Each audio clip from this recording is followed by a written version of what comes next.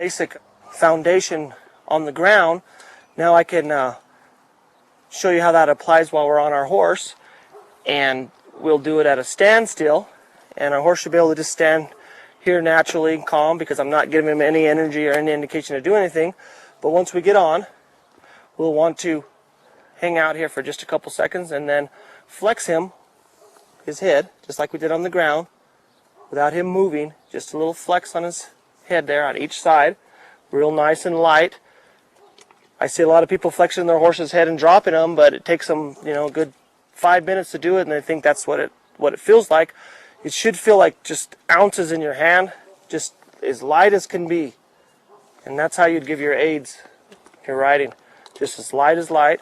See if we can get him to drop his head a little bit, taking the slack out of both reins. Just letting him stretch that neck down a little bit like that. Real nice and light. Raise those reins up a little bit, give a little pressure up here. And then we could take the slack out of both reins and lean back just a hair in the seat until he yields a little bit backwards, just a little bit like that. And come forward a little bit. So those are your kind of your basic things that we were doing on the ground.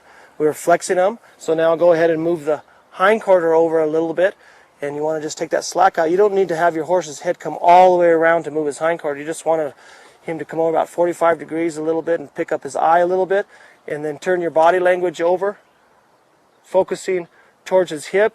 And all you want to do is turn your toe out or your heel in just a little bit until he yields just a little bit, and then you just release it all. Just a little bit right there, and have him yield just a little bit like that with his hind quarter. And then you do the other side. Flex him just a little bit. Turn your heel out, or your toe out and your heel in just a hair. Look back at his hip, and as he yields just a little bit like that, you can have him move that hind quarter. And he's doing really good. This horse has come a long ways. He was abused, and his tongue was almost cut in half, and he was one of those horses you'd see for sale, experienced rider only, because you'd always have to hold him back because he would bolt every chance he got. And like I said, his tongue was almost cut in half, and I've changed his attitude around a lot, and he's taught me everything. So we want to be able to push the forehand over just a little bit as we did on the ground. I put a little bit of pressure here, and then with my leg I put pressure here with my hand, and then my foot here to push the forehand over, and I'll do the same thing with the reins and my foot, and look up and focus a little bit and push that forehand over just a little bit like that. And then we'll come back on the other side and move that forehand over just a little bit. And these are some things you want to get down on the ground first, and then at a standstill. Then you can start walking your horse around a little bit, and we can see how that kind of falls into place, the building blocks. So after you can establish that while you're sitting on him, calm, you're breathing calmly, you're not tensing, you're not locking your jaw, you're relaxed with your whole body, and you're not pulling. Just a little bit of tension like that. See how he just gave right there with his face, just a little bit. I barely even lifted up those reins, and I barely indicated in my mind to go forward or to go backwards. Back in my mind or forward in my mind, and let him kind of live out the movie that's in my mind. I have a projector going in my mind, and he picks that up. And if he doesn't, then I can help him. So if I wanted to turn again like to the right with my forehand and he didn't, I'll give him a little bit of body language and look that way. If he didn't, then I would go ahead and indicate a little bit with my rein to help him. But as soon as he did, I would go relax again, because you don't want to pull him into that turn.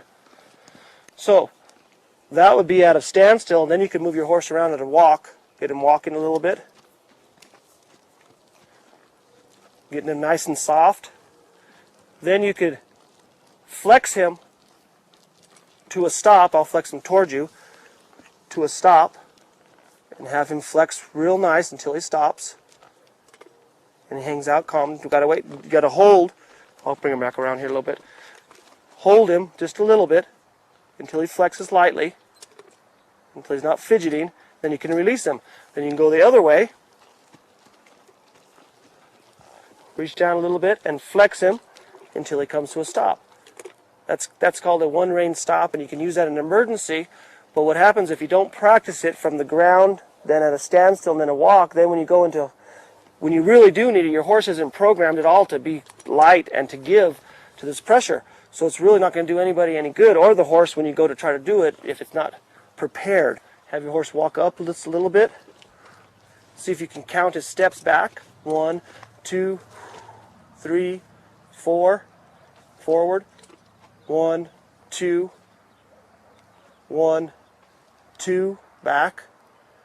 1, 2, 3.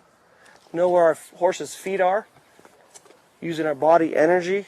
We don't want to squeeze him and hold him. We want to go right with him. Our energy tells him how much we want. No more, no less. It's exactly what we want. Then you can come up to your trot a little bit. And say your horse was always trotting, you just wanted to walk. You can use your one rein by flexing him and taking him out of gear at his hip and have him come down to a walk like that, or have him come down to the stop if that's what you needed to do.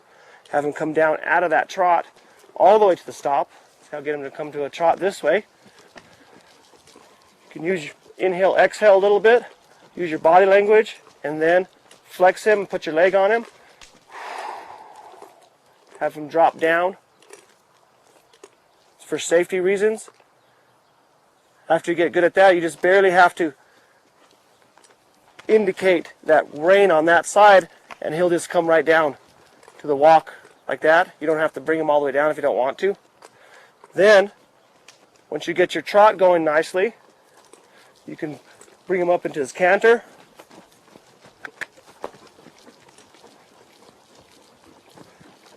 You can inhale, exhale, and then flex him a little bit if he doesn't come down.